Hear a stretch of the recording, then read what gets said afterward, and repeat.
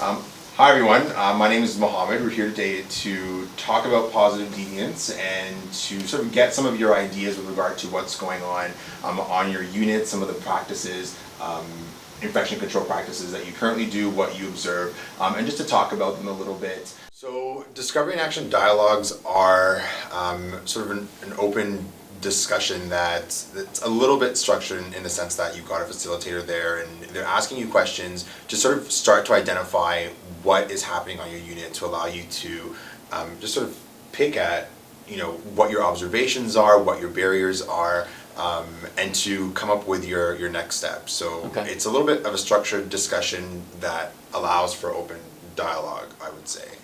So I'm going to ask a series of questions. There's about 5 or 6 here, and feel free to say what you feel like saying. There's a couple of things I just want to remind you of. The first one is that we have a scribe, so all those are scribe.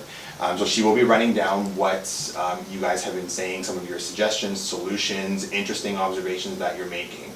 And then another really important thing that I want to remind you of is the concept of nothing about me without me. So we're all nurses in the room today, so it's important not to sort of point the finger, so to speak, at other members of other professions, so that if they're not in the room, they don't necessarily have the opportunity to share their perspective as well. So let's kind of keep it focused as to what's going on in your personal day-to-day and what your observations are of each other. Okay? So the first question I have to ask you is, how do you know who has MRSA? So all of the patients upon admission, we swab them. Okay. And of course, in EPR, there's an alert saying that the patient's MRSA isolation, then we isolate them.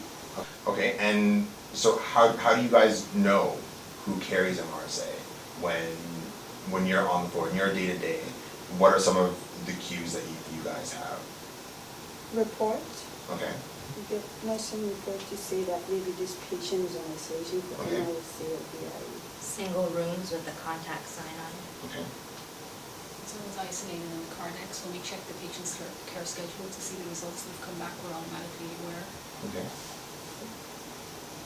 We also, for C. diff isolation or patients that may be potentially C. diff, as soon as they start having loose or signs or symptoms of loose bowel movements or frequencies, then we put them in isolation and send off a sample. So in the meantime, we put them in isolation until the sample that we sent off has come back. So how do you guys prevent the spread of not just MRSA, but superbugs, so to speak? So MRSA, VRE, or C. diff. What are some of the things you do? Hand washing. Okay. Cleaning of our equipment, like our vital signs machine, using the Virox. Okay. If we go into someone who is in isolation, we have the gowns and the gloves on, and we take them off when they come out and wash our hands again. And if we have any visitors who come in and the patient's in isolation, we encourage them to put the gowns on as well and the gloves when they go in and wash their hands as well. Okay. And also wearing the appropriate PPE for each isolation. Okay. Is there anything that prevents you from doing these things on a regular basis? Shouldn't.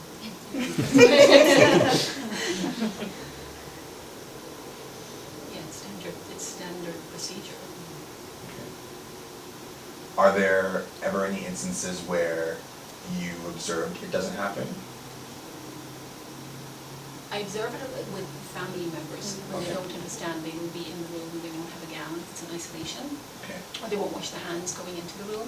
Okay. And first we have to explain that it is a hospital and for their safety and the safety of all the patients. Okay. What else? Patients as well too, because some patients, they can't stay, when they're under isolation, they can't stay within their rooms. So that has to be education and dialogue between the patient and the care provider to say, these are the reasons why we need to keep you in the room to protect yourself, to protect the others.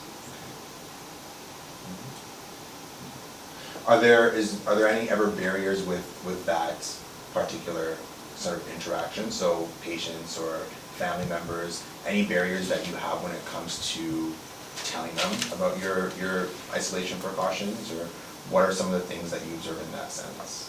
I think sometimes they come in and they see the sign by the door, but they might not understand it.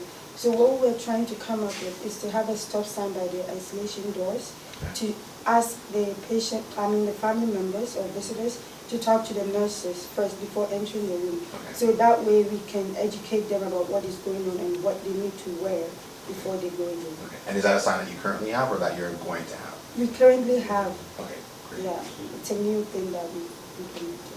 And role modeling for the family members too, like I had a patient and the family didn't speak English, and I wasn't very good at, well, I was hopeless at Portuguese. So it was basically just like role modeling while I'm putting the gloves and the gown on, and then and then it was fine then. Or have you observed anyone who has any kind of practices that are extraordinary, out of the ordinary, that they do all the time? But I would say, just from an equipment point of view, I mean, one of the things that I'm adamant that before I eat, I always have to wash my hands. And very often, because a lot of our patients are bedbound, when the trays come, sometimes some of the beds do have soap dispensers, but they disappear because they're not like nailed down. So that's why I always have my handy little soap dispenser to actually bring around to the patients that I have just before they get their meal, and I just put a little bit on their hands. And the other thing that I find as well, it's the same thing when I have a patient on a commode and I bring them to the washroom.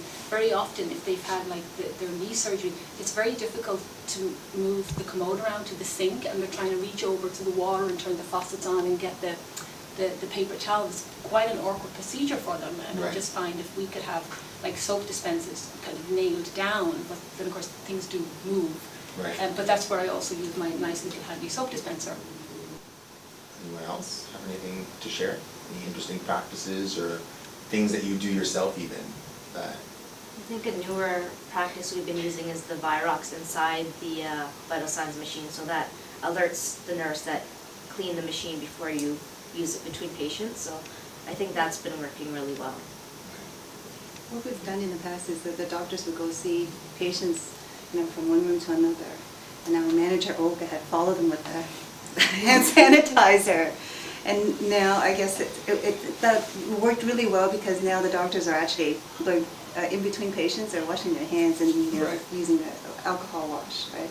So I thought that was good, and I to be role modeling and making sure that all of our visitors, staff, all the health team members that come on the unit know that we are adamant and we're reinforcing like good hand hygiene practices here. So is everyone here comfortable in approaching a physician, for example, or another colleague, if you notice that they're not hand washing or doing something of the sort? Yeah.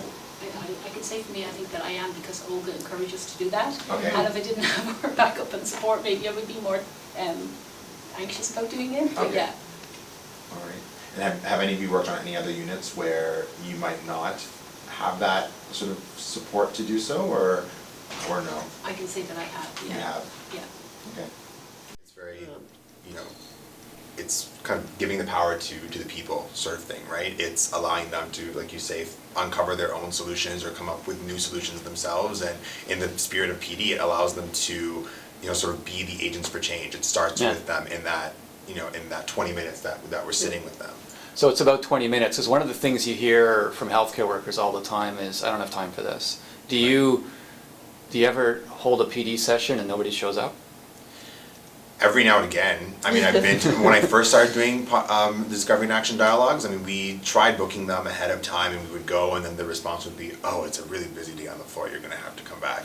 And, that's just sort of, you live and you learn, right? It's a lot of trial and error. And over time, like as the work starts to pick up and you start to identify those individuals that want to be there, in the case of one of our units, like 9A, for example, Olga Muir, she's a great manager, and she facilitates it. She makes it happen. She makes sure that her staff have the time to be there. So it just kind of takes finding the right people to make it happen for you. Yeah, and there's certain things that we do to make it more accessible. So you'll see in the videos that we shot, we were in the patient lounge right on the floor. Right. So, we're not asking people to leave the unit, to go to a separate conference room at a scheduled time, and we do try and keep them limited. Sometimes the discussion goes longer, which is great, but you can get through those questions and get through that dialogue in 15 to 20 minutes. Yeah. Come up with some solutions. Ultimately, you're asking for volunteers to sort of take the next steps, and then you just continue to follow up. Is So it something like over time, more people show up and they start to be more excited about it, and you might start small, but after a while you get a bit of momentum going? I definitely think so. I think the first Discovery and Action dialogues I did, the body language was drastically different in what was actually videotaped versus what I first started out with. Okay. I mean, I felt that the sessions on video, people were more sort of astute, they were thinking about what was being said to them, they were more engaged in the conversation versus starting off like this sort of, and who is this guy who, he's not from infection control, but he pretends he's from infection control. And I can see the change. So yeah, it takes some time for people to sort of jump on board with it, but it's a good progression. Okay, so in terms of Positive Deviance and kind of our next steps for Positive Deviance, and you've sort of already identified your champions, which is great. You've got your manager, your leadership seems to be really good, and you seem to be a very strong group. So in terms of next steps for Positive Deviance, we do want to sort of continue the work on the units and definitely throughout University Health Network. So is there anyone in this group that is willing or would be interested in continuing with our Positive Deviance work and supporting the efforts that are going on, and maybe sharing some of your great ideas, such as hand washing with your patients before they have their meals, or when you take them to the washroom? Anyone?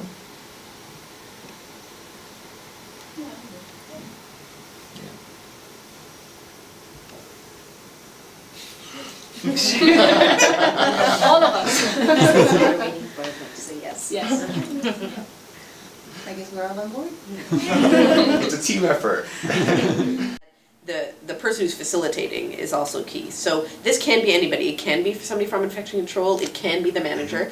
In some areas, we've found success where it isn't somebody from infection control. So Mohammed from Volunteer Resources has been leading a number of the sessions across all 3 sites, basically at UHN.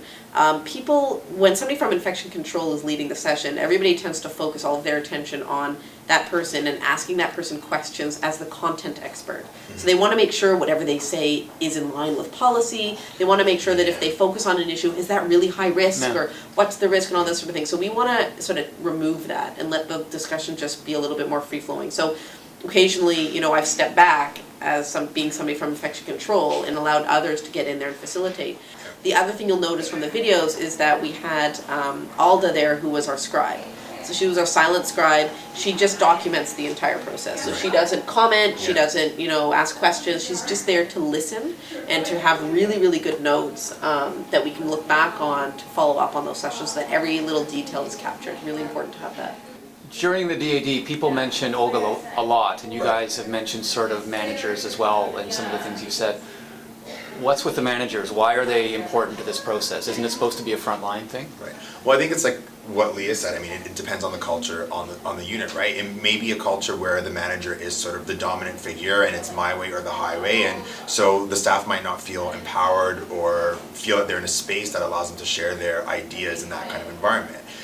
The example of Mogimir that I gave before, she's kind of the opposite of that. She is all engaging. She wants her staff to be part of the process because that's just her management style, and therefore the culture on there allows for staff to have those types of dialogues and discussions while feeling that they can do it openly.